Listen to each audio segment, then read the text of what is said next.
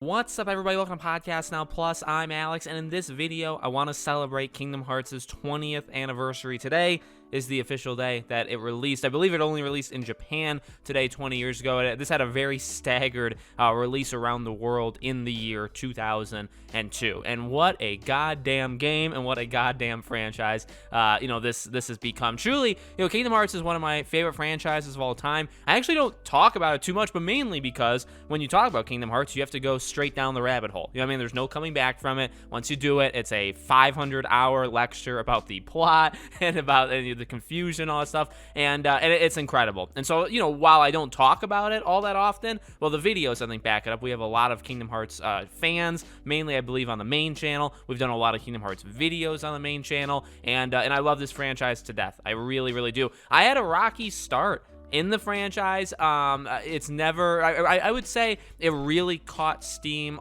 like, majorly, probably just in the last, 3-4 years, but I've always been, it's always been an integral part of my life.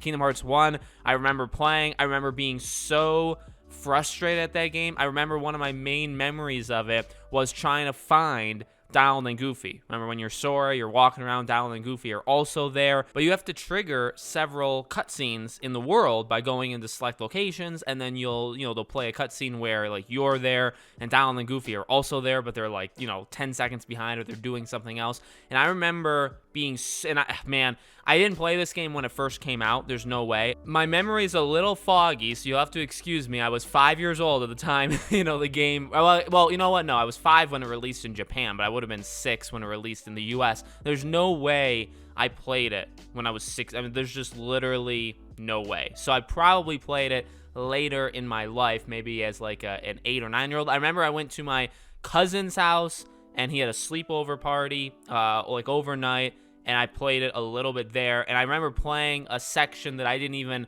remotely get close to in my own playthrough, because I got so stuck. I remember getting stuck finding Donald and Goofy. I also got stuck with Ariel, with that entire, under the sea world. I don't remember. I couldn't find the right way to go. I got lost in it. So my memories with the first game are memories of pure frustration, but also love, because it was again a very, very special game, and I think respecting it more now than I ever did, again, as however old, 6, 7, 8, 9 years old that I was. I have a lot stronger, I think, passion for Kingdom Hearts 2. I vividly remember getting that for my birthday, all that stuff. But you know what? I can maybe go back in time, because I think I was 10 when I got Kingdom Hearts 2. That could be wrong, but I feel like I was 10 or 11, so I had to have been maybe 8 or 9 when I played Kingdom Hearts, so we can actually go backwards from that. But in terms of looking at it now as a 25-year-old adult, right, the franchise, again, has just meant so much to me, and like we talk about with all of these things, right, it's not possible without the first game. This first game, I really think, especially now looking back at it, and looking back at probably the core story, which is probably aged the best out of any aspect of this game, it's still incredibly good, and it really does set the foundation for everything that comes, from it. It still isn't the most beat 1 to beat 2 to beat 3 straightforward thing you can imagine, right? But compared to what Kingdom Hearts 3 has done, or Dream Drop Distance and stuff, right? They have gotten more convoluted and more insane, and I actually like it. I kind of lean into the insanity of Kingdom Hearts. I don't think enough people do that. They should, because Kingdom Hearts is a wild, crazy ride that maybe 1% of the audience actually understands, and we need to appreciate the fact that that is even a thing that can exist in our world, right? But Kingdom Hearts 1, in my opinion, factually, is just a lot easier to comprehend, easier to figure out, and tells a really, really good story. A lot of the other stuff in Kingdom Hearts has, I guess when I say Kingdom Hearts, I mean the first game, hasn't aged all that well, right? The camera has had to have numerous, remasters and collection patches almost, right, to fix the insane camera that can spin and it doesn't lock on right and all that stuff. It's very bad. It's very, very bad. But the combat, I would say, was pretty good. I mean, the difficulty, remember, that's another thing, actually. Okay, now I remember fighting Cerberus, okay, with the Hercules part. That was an impossible feat for me. I couldn't do it. I remember, when you have to do those trials, right, and then he's the last one, my dad beat it. Now, my dad's not even a game. I don't even know how he did it, if we're being quite honest. So maybe it's actually not that hard, but as like a 7, 8, 9-year-old, it was impossible. But I remember doing it over and over. I got so again, like I rage quit in a way that I guess a kid would, which would probably just be, no, I'm not doing this. I'm just going to put the controller down and do something else, right? That's probably what I did. But I remember asking him, like, can you beat this when I'm at school? And I kind of remember, like, I didn't expect him to do it. Like, I kind of just asked to see, but, like, I knew even that young, I would play, like, Crash Team Racing and Crash Bash, a lot of Crash games. But any of these games, my dad really didn't play many, if at all, video games. I tried to get him in more as I got older, and he did get into it a little bit, but he actually beat it. So I came home and he was like, yeah, I beat it. It's like, oh, thank you, thank God. So I managed to, escape that part and keep going. So, a lot of the stuff I remember about this game, specifically playing it for the first time, was frustration, but the difficulty is there.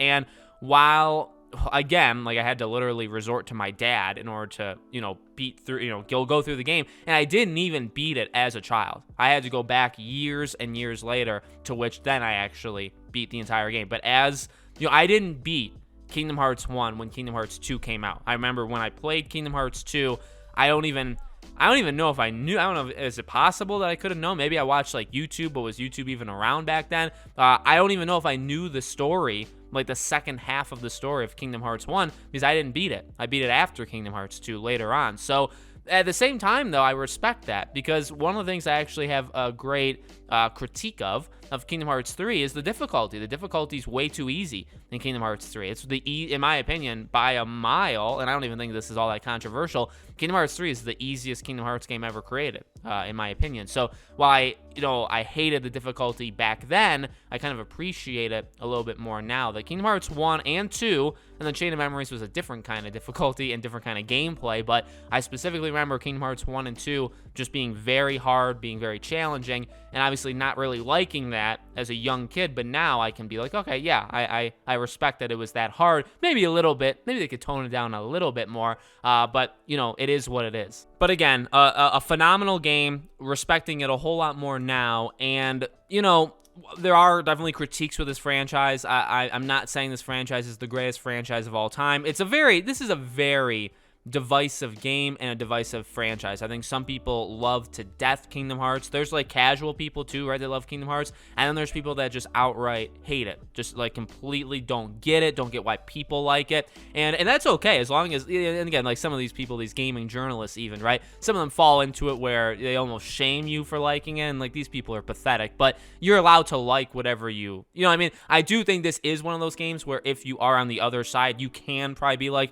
I can't get into it. But at the same time, I think it's an easy enough thing to understand why people like it. You know what I mean? I think it does a phenomenal job of blending this RPG, this JRPG kind of action heavy, right? The cutscenes are beautiful. It's a beautiful, beautiful game. There's leveling in it. There's the different keyblades. So there's the difficulty. There's many, many different enemies. There's some awesome bosses. There's a great story, specifically in the first one, right? And then they combine Disney with all of that, and they start to include Disney characters. I mean, it's one idea that thing was, and yeah, I mean, I love the game to death, and I'm sure I'll play it again, relatively soon, maybe leading up to the next main installment for Kingdom Hearts. But happy birthday, happy 20th, long time ago. Let me know what you guys think in the comments below. Make sure you're all subscribed to the channel, hit the bell icon so you guys know when all these videos go up, and I hope to see you all on tomorrow's video.